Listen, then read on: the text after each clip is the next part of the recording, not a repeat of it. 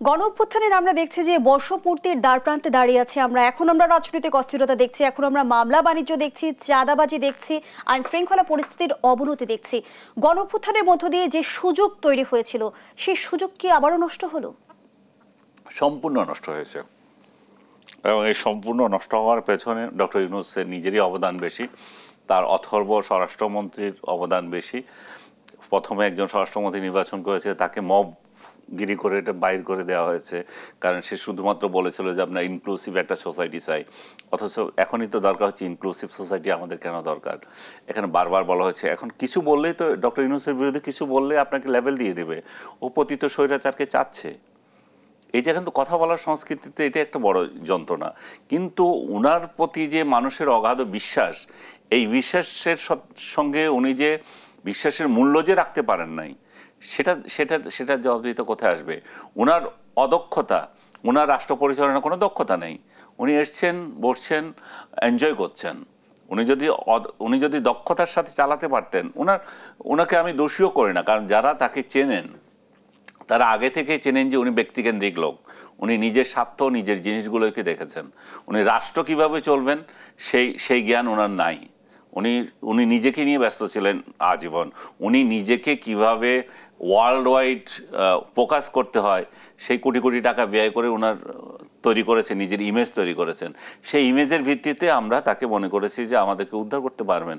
কিন্তু উনি শুরু থেকেই যে অসহযোগিতা, আমি বলবো না, শুরু থেকে যে বলবো যে ইনক্লুসিভ সোসাইটির কথা বাদ দিয়ে প্রতিহিংসা রাজনীতিতে চলে গিয়েছেন, যেটা শেখ হাসিনার ছিল বা আগের সরকারগুলোর ছিল, যেটা আমরা ওনার কাছ থেকে আশা করি নাই। সো উনি যদি একই স্টাইলে রাজনীতি করেন, একই স্টাইলে সরকার পরিচালনা করেন, প্রতিহিংসার মধ্য দিয়ে যান, তাহলে কিভাবে এখানে এই দেশটা কিভাবে আগাবে?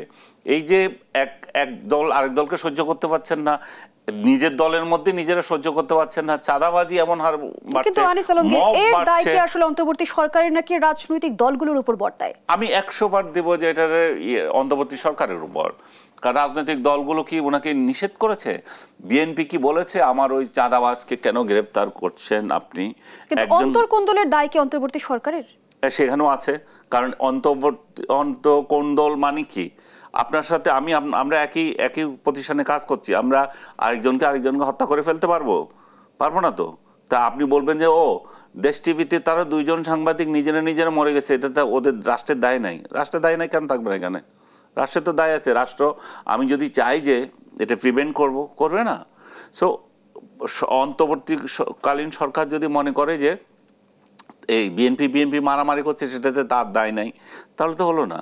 তার দায় আছে। এখন এই যে মৃত্যুগুলো যে হচ্ছে, প্রভাব খাটানোর জন্য এটা তো হবে। আপনি একটা দলকে একটা নিঃশেষ করে দিয়েছেন, আওয়ামী লীগকে আপনি সিন থেকে আউট করে দিয়েছেন, তাহলে আছে কে? বিএনপি, জামাত। সো তারা তো ক্ষমতার বলয় তৈরি করার জন্য করবে। তাদের বিরুদ্ধে যে অভিযোগ, জামাত এখন বলতেছে প্রায় 90% জায়গা যেগুলো আওয়ামী লীগ ক্ষমতা বলয় তৈরি করেছিল, এনজয় করেছিল, সেগুলোকে এরা দখল করেছে। আমি জামাতের এই অভিযোগকে অসত্য মনে করি না, কিন্তু দখল করার সুযোগটা কে দিয়েছে? দখল করার সুযোগটা তো সরকার দিয়েছে। এই যে সরকার, এনসিপির লোকজন যে চাঁদাবাজি করছে, মানে খোলা মাঠে সমন্বয়ক নাম দিয়ে, আজকে আমি দেখলাম যে দুদকের যিনি প্রধান, উনিও বলেছেন যে এটা আরেকটা মানে আমাদের হেডেক হয়ে গেছে সারা দেশে। সমন্বয়ক পরিচয় দিয়ে চাঁদাবাজি করা, এইগুলোকে দমন করা একদম কঠিন হয়ে গেছে। এবং আপনি চিন্তা করে দেখেন, রিয়াদ নামে যেই ছেলেটা এই চাঁদাবাজি করলো, টোটাল একটা টোকাই। এরকম একটা টোকাই যদি সারা দেশে এত কোটি কোটি টাকা ইনকাম করতে পারে, তার চেহারা, সুরত, অবস্থান সবকিছু নিয়ে যদি আপনি চিন্তা করেন, তার মতো ছেলে যদি এত কোটি টাকা ইনকাম করতে পারে, তাহলে বড়গুলোর কি অবস্থা? একটা কত হাজার কোটি টাকার মালিক হয়েছে, সেটা তো ঠিক নাই। এরা কোথায় যাবে? এরা কিভাবে মানে এই সম্পদ রাখবে? সেটাই তো একটা বড় চিন্তার বিষয়। এবং তাদেরকে দেখে যে তরুণরা রক্ত দিল, যে তরুণরা তাদের শ্রম দিয়ে জুলাই আন্দোলন করলো, তারা তো নিজেরা এখন ফিল করছে আমি প্রতারিত, এবং আমরা কি এটাই চেয়েছিলাম, এই টোকাইদেরকে আমরা ক্ষমতায় বসানো, এই টোকাইদেরকে কোটি কোটি টাকা ইনকাম করার জন্য আমরা রক্ত দিয়েছি? তো এই ছেলেগুলো তো প্রতারিত বোধ করবে, এবং এরা এই টোকাইদের দায়িত্ব ওরা নেবে কেন? এবং তারা যে জুলাই আন্দোলন করেছিল সেটা কি ভুল ছিল? আমি তো মনে করি না ভুল ছিল। জুলাই আন্দোলনের দরকার ছিল, কিন্তু এই টোকাইরা প্রমাণ করে দিচ্ছে যে না, জুলাই আন্দোলন একটা ভুল ছিল। আমাদের চোখে আঙুল দিয়ে দেখিয়ে দেয় কিনা যে ক্ষমতার বলে কত সহজে আসলে অপকর্ম করা যায়। 100 বার এটা হচ্ছে বিষয়।